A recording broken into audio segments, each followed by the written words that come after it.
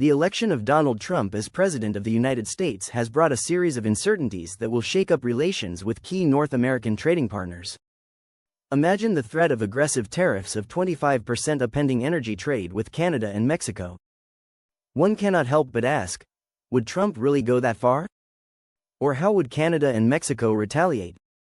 After garnering votes during the election campaign with his rhetoric of stopping imports, protecting domestic industry, and correcting trade imbalances, he is now embarking on a move that will shake the deep trade networks of North America.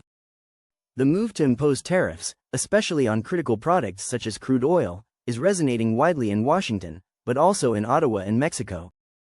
Canada and Mexico supply more than half of America's crude oil needs, with Canada alone accounting for more than half of total United States imports at a staggering 3.8 million barrels a day. Mexico comes next, sending the heavy oil that is crucial for United States refineries. What would tariffs do to such complex and sensitive supply networks? No one would be surprised if fuel prices in the United States skyrocketed, refineries took a hit, and consumers were burned. At the same time, the Canadian and Mexican economies would be hit hard. On top of that, the United States-Mexico-Canada agreement could be in trouble, as Ottawa and Mexico have already indicated that they will retaliate. At the center of these tensions is a deeply interdependent North American energy market, and the consequences of increasingly widespread protectionist moves on a global scale can be extremely dangerous. Meanwhile, Canada is considering drastic measures such as reducing or cutting oil exports in response to the planned United States tariffs. If this step is taken, it could lead to a rapid price spike and possible shortages in America's major energy-consuming regions. This prospect is of particular concern in Alberta, the epicenter of Canada's oil and gas industry. The provincial government argues that energy retaliation would hit their economy. On the other hand, regions such as Ontario are discussing the possibility of cutting off electricity exports, leaving United States consumers in the lurch. Prime Minister Justin Trudeau intends to broaden the scope of retaliation, hinting that additional tariffs on steel, agricultural products, and other American goods could be planned. All of this could trigger massive economic chaos, given that trade between the United States and Canada exceeds $1.1 trillion. Mexico, likewise, is strongly opposed to Trump's tariffs, which he promised to impose on the grounds of stopping the flow of migration and cutting the flow of synthetic drugs such as fentanyl. If the tariffs go into effect, hundreds of thousands of Americans could lose their jobs, and United States consumers would bear the brunt of higher prices. Mexico's economic officials warned that in sectors such as the automotive industry, production stages involve multiple border crossings between Mexico and the United States. If this chain is broken, businesses in both Mexico and the United States could suffer. Mexican President Claudia Sheinbaum has signaled that trade tensions could escalate, saying, "If a tariff comes, we will retaliate." There is no end to these reciprocal tariffs. In addition, Mexico aims to strengthen domestic production and make a breakthrough in the automotive and aerospace sectors with a strategy called Plan Mexico. Thus, it wants to reduce its dependence on the United States and create a defense shield against economic shocks. Let's look at the United States oil import picture. The United States imports more than half of its crude oil from Canada and Mexico. Canada is the leading supplier, shipping more than 3.8 million barrels a day. Mexico, on the other hand, sends billions of dollars worth of heavy crude oil to United States refineries annually. In addition, countries such as Saudi Arabia, Iraq, Brazil, and Nigeria also supply the United States, but the integrated supply from the North American continent is a different story. That's why disruption in the flow from Canada and Mexico would send fuel prices skyrocketing in the United States market and hit refineries. At the same time, the Canadian and Mexican economies will suffer their share of the damage. While some may see this crisis as exaggerated, the reality of intertwined supply chains shows that the cycle of tariffs on one side and retaliation on the other can lead to huge losses. Under Trump, the United States could also clash with China and the European Union, leading to a global trade war. Donald Trump wants to impose tariffs to close the trade deficit with China. Likewise, the European Union is planning retaliatory tariffs against the American steel and aluminum tariffs.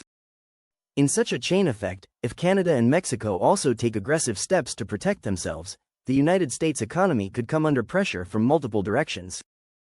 As a result, sectors such as agriculture, automotive manufacturing, and technology could be hit hard. unemployment could rise, and United States consumers could feel the pain of higher prices. At this point, we should look at the alternative plans of Canada and Mexico.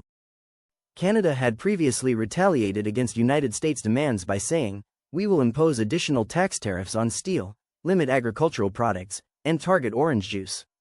Now, it may want to reintroduce the same package in a harsher way and play the trump card of reducing oil exports. On the Mexican side, there could be retaliation in agriculture, automotive, and even electronic products.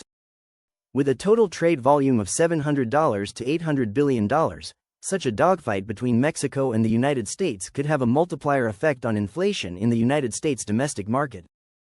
Thousands of jobs would be jeopardized, especially in the manufacturing and assembly plants in the border regions. Are these only theoretical threats? In 2018, Donald Trump took similar steps, and Canada and Mexico responded with tariffs on tariffs, fueling numerous conflicts that were reported in the press at the time. Months of negotiations to resolve the issue led to a new agreement. Now, if tensions escalate again, the United States economy will be shaken. What will we do if they cut off the flow of oil?